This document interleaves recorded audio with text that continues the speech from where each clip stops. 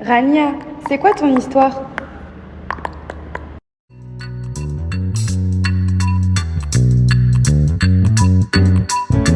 Alors, je suis Rania Younes, je suis agricultrice, c'est mon métier, je plante des fleurs. J'ai fait des études d'agronomie en France. À l'époque, je vivais en France parce que c'était la guerre civile. J'ai fait mes études là-bas, à Agro-Paris. Et j'ai toujours voulu rentrer au Liban pour planter des fleurs dans ma terre libanaise. Je ne me voyais pas rester en France. Quand j'ai fait mes études d'agronomie, c'était vraiment pour planter ma terre au Liban. J'ai travaillé en France, j'ai fait 2 ans dans une boîte d'informatique. Moi, je viens de la région de Tanorin, du petit village de Chétine. Et j'ai passé tous les étés de mon enfance, mon adolescence à Chétine.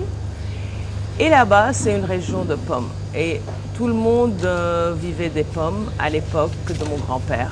C'était vraiment la source de richesse de la région. Les gens ont pu envoyer leurs enfants à l'école parce que les pommes étaient rentables. Et pendant la guerre civile, on voyait très bien que ça marchait de moins en moins, que les gens n'arrivaient plus à faire de l'argent avec ça, qu'ils avaient besoin d'un deuxième métier.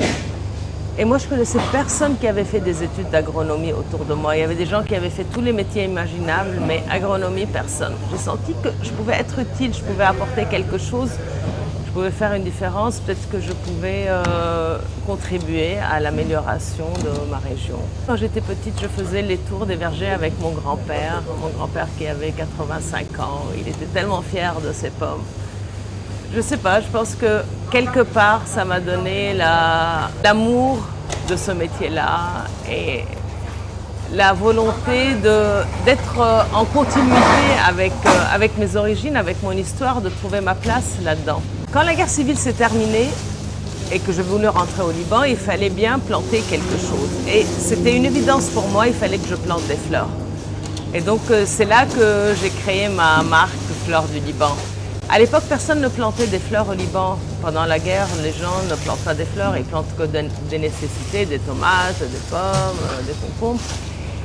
Et comme j'avais une copine en France dont le père produisait de sublimes tulipes dans le Var, je l'ai appelée un jour, j'ai dit « Allô Hélène, c'est qui le fournisseur de ton père en Hollande ?» Elle m'a donné le nom du fournisseur de son père, très très gentil.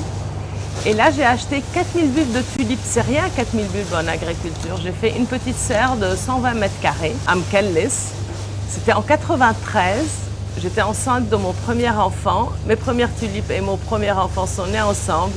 Et c'était le bonheur. Donc, au bout de quelques années, je me suis rendu compte qu'il fallait que je crée mon propre point de vente, mon propre marché de gros, qui vend exclusivement des fleurs libanaises où les fleuristes puissent venir et se fournir en fleurs locales.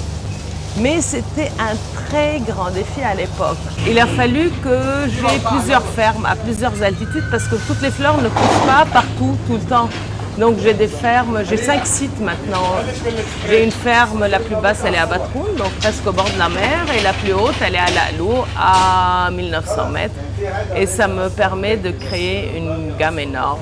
Il n'y a pas que moi, il y a d'autres agriculteurs aussi qui ont pris l'exemple, qui se sont lancés dedans, qui ont été inspirés.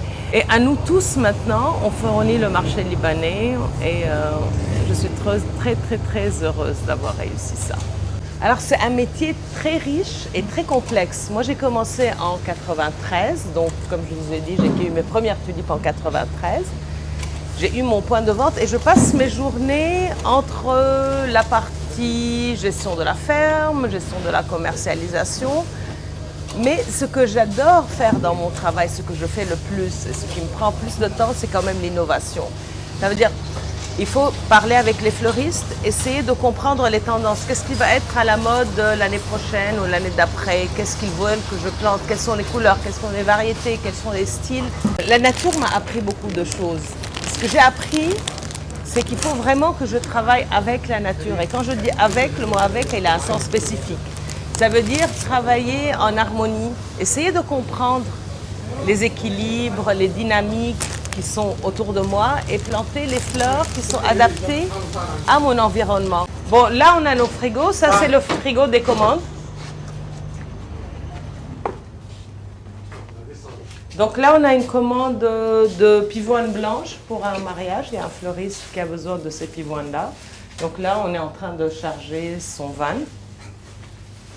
Après on a une autre commande de pivoine fuchsia.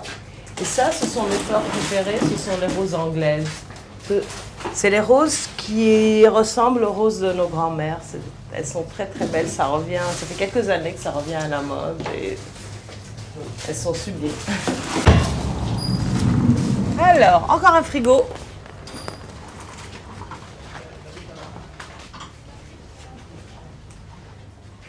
Alors ça aussi c'est un frigo de commande. Là on a un mariage en bleu.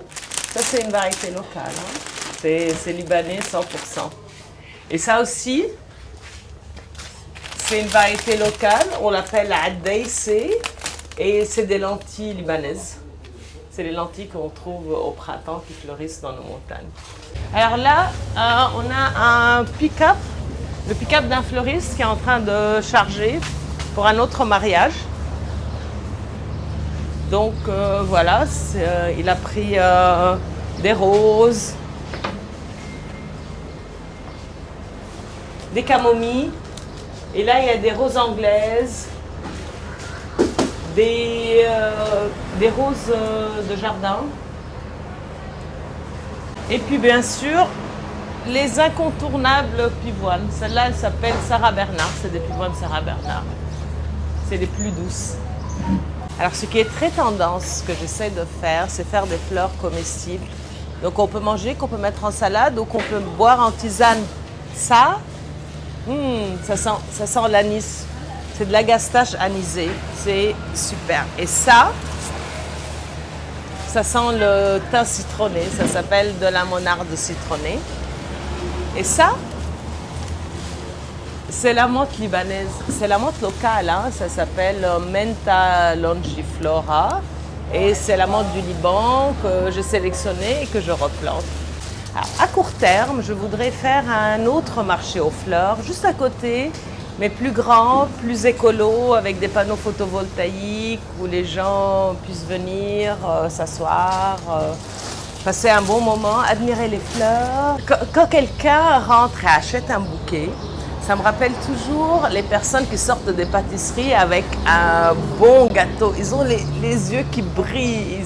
Ils savent qu'ils vont faire plaisir à la personne en face. Et j'adore les gens qui sont là, émerveillés devant les fleurs et qui achètent, qui sortent avec un bouquet. C'est très très beau, ça me fait chaud au cœur.